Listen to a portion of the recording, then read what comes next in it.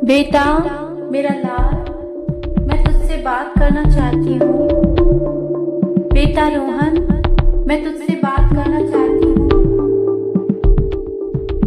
मेरा बेटा, मैं तुझसे बात करना चाहती हूँ। बेटा रोहन, बेटा रोहन, बेटा रोहन। रोहन एक 30 साल का युवक ऊंची पोस्ट पर काम करता है। पैसों की कोई कमी नहीं, लेकिन माँ के लिए वक्त शून्य। पिछले 2 सालों से उसने माँ के फोन तक नहीं उठाए।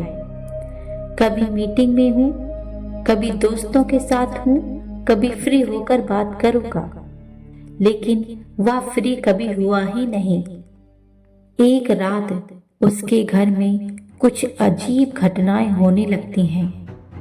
पहली रात 2 बजे मोहन के फोन पर मॉम कॉलिंग आता है, लेकिन माँ तो इस दुनिया में नहीं है।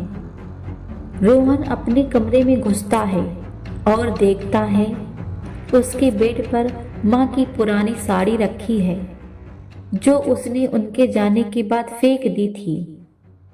हर जगह उसे माँ की आवाज सुनाई देने लगती है। वो जहाँ जाता है माँ के रोने की आवाज गूंजती है। रोहन बुरी तरह घबरा जाता है। वह साइकोलॉजिस्ट से मिलता है, पर रिपोर्ट नॉर्मल आती है। वह पंडित बुलाता है, लेकिन पंडित सिर्फ एक बात कहता है, बेटा, ये आत्मा नहीं, तेरे खुद के पाप हैं जो तुझे सता रहे हैं।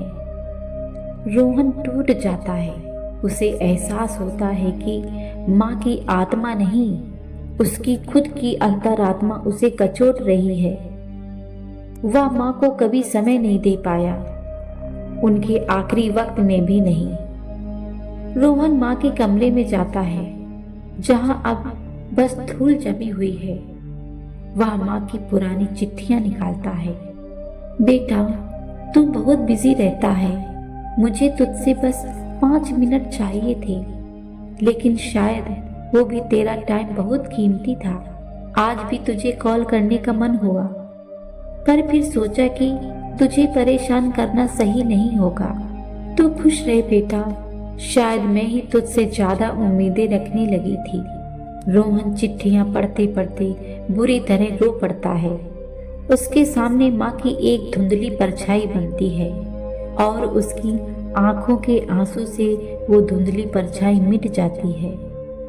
वो समझ जाता है कि माँ की आत्मा उसे नहीं सता रही थी, बल्कि उसका खुद का पछतावा उसे जीने नहीं दे रहा था। रोहन आज भी ऑफिस जाता है, लेकिन अब उसकी लाइफ अलग है। अब वह हर सुबह मंदिर नहीं, अपने दिल में माँ की तस्वीर देखता है। अब वह दोस्तों से नहीं, माँ की यादों से बात करता है। अब उसके पास सब कुछ है, लेकिन माँ नहीं है। अगर आपकी माँ अभी आपके साथ हैं, तो उनका ख्याल रखें, क्योंकि जब पछतावा करने का वक्त आएगा, तब आपकी माँ के फोन पर लास्ट सीन नेवर लिखा होगा।